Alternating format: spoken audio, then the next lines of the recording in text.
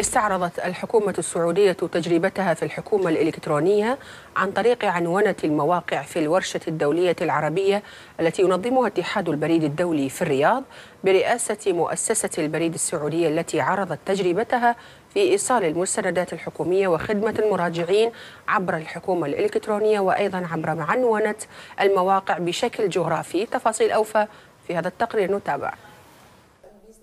تجربة سعودية بسببها أقيمت هذه الورشة، حيث تسعى السعودية اليوم لنقل تجربتها إلى البلدان العربية في العنونة والترقيم، فكل متر مربع في البلاد يحظى اليوم بعنوان معياري جغرافي دقيق. على تجربة مؤسسة البريد السعودي، رئيس مؤسسة البريد السعودي والذي ألقيت على عاتقه مسؤولية عنونة المواقع في السعودية ترأس ورشة عمل على المستوى العربي بتنظيم اتحاد البريد العالمي. يرى بنتن اليوم أن التجربة السعودية أتاحت لكافة القطاعات الحكومية خدمة مراجعيهم عبر العنوان الوطني في تفعيل للحكومة الإلكترونية. نحن نفتخر الآن في المملكة العربية السعودية بأن نظام العنونة اللي طورته مؤسسة البريد السعودي بدعم من حكومة خادم الحرمين الشريفين واحد الأنظمة العالمية التي يستند إليها كعنوان معياري. في المنطقة العربية بالحقيقة لا توجد إلا دولتين لديها معايير أو لديها عناوين معيارية، هي المملكة العربية السعودية والمملكة المغربية. طلب مننا اتحاد البريد العالمي إقامة هذه الندوة أو الملتقى هذا لعرض تجربة البريد السعودي ومساعدة بقية الدول العربية. كثير من الخدمات تصل للمواطن والمقيم في منزله، تصاريح الإقامة لا تسلم إلا في المنازل، جوازات السفر للسعوديين الآن بدأت تسلم في المنازل، وإن شاء الله كثير من الخدمات سيتم تسليمها للمواطن في مكان إقامته. أكيد لا يختلف اثنان على دور السعودية كرائدة وكقاطرة للدول العربية.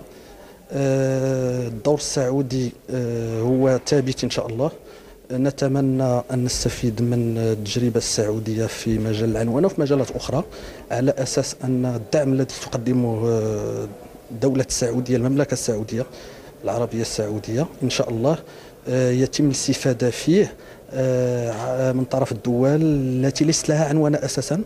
الجوازات وبطاقة الهوية الوطنية ووثائق الجامعات وغيرها أصبحت تصل للمستفيدين أينما كانوا بعد قرار مجلس الوزراء السعودي الذي ألزم الجهات الحكومية بمهلة زمنية على تطبيق الحكومة الإلكترونية عن طريق العنوان الوطني الذي أنشأته مؤسسة البريد السعودي، وهي على أعتاب خصخصتها وجعلها شركة قابضة بما سيرفع من مستوى الخدمة وجودتها. تحول مؤسسة البريد السعودي إلى شركة قابضة وشركات تابعة، حيدخل التعامل التجاري وخدمة العميل كهو الشخص، حيكون المركز في عملية التعامل، لأنه العمل حيكون على أسس تجارية وأسس تنافسية مع الشركات الأخرى. هذا سيفتح المجال أمام القطاع الخاص للدخول في مجال البريد في كثير من المجالات اللي يعني حتنشأ فيها شركات بالنسبة لمؤسسة للخدمات البريدية.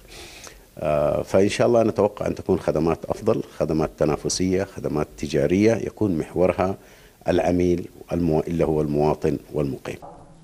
خبراء المكتب الدولي أعلنوا خلال الورشة عن وضع خطة لتقديم دعم للدول العربية في مجال العنونة والترقيم والاستفادة من تجربة السعودية. مالك الروقي، MBC، الرياض.